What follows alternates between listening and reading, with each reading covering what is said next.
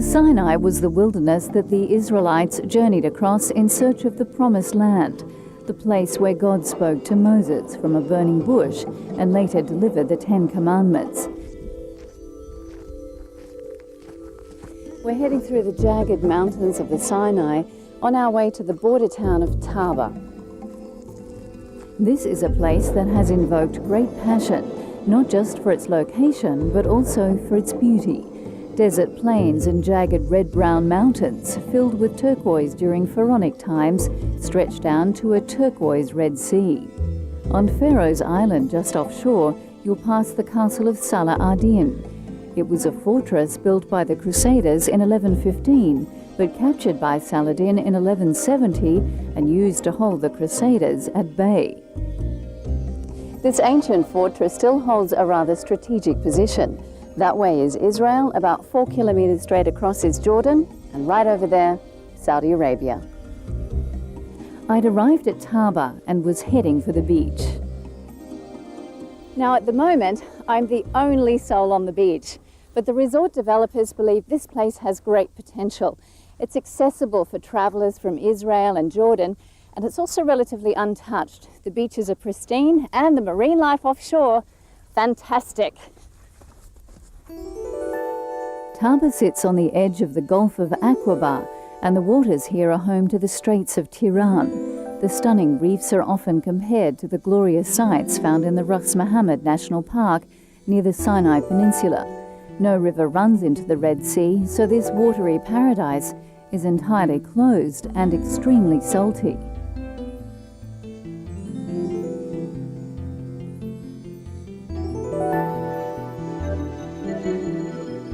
My destination on shore was the Taba Heights Marriott Resort, a brand new resort. Its colours reflect the desert hues, the rooms surrounding a huge central pool and a garden area that drifts down to the shores of the Red Sea. This is a place to chill out and wind down.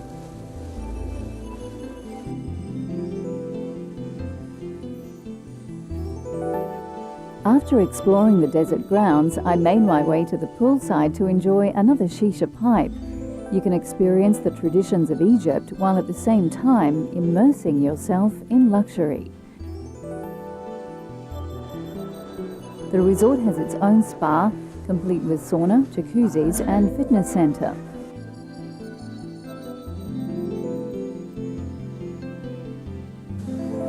As evening falls, the sky lights up with a vivid canopy of stars, and there are numerous restaurants and bars within the resort grounds to wine and dine while you enjoy a night in the Sinai. Well, we've got all this desert around us here, and of course the ocean out there, but all this incredible fresh water. I mean, where does it all come from? We had to get our water all the way from deep in the desert. Surprisingly, over there in the desert, about 30 kilometers from here, we dug wells about 1,000 meters deep. Wow. Yeah, 1,000 meters deep, you can get fresh water over there.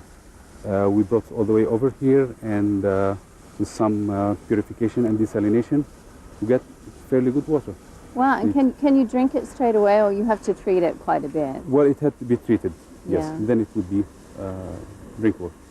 So I guess being here in the desert, water is an incredibly precious thing, isn't it? Definitely, yes. That's why we have all these measures to preserve the water. You have to actually strategically plan how many trees you put in the garden. Definitely. It was a very careful calculation that was done very early in the design process. We had to figure out how much water we're going to get out of our sewage. Then we figured out like a square meter of grass needs so much water and a palm tree needs so much. And we figured out how many palm trees do we get and how many square meters of grass, ground covers, deciduous plants, all this stuff. And you've created an oasis in the desert. Yes. I couldn't think of a nicer place than this to say goodbye. So, as they say in Egypt, ma salam.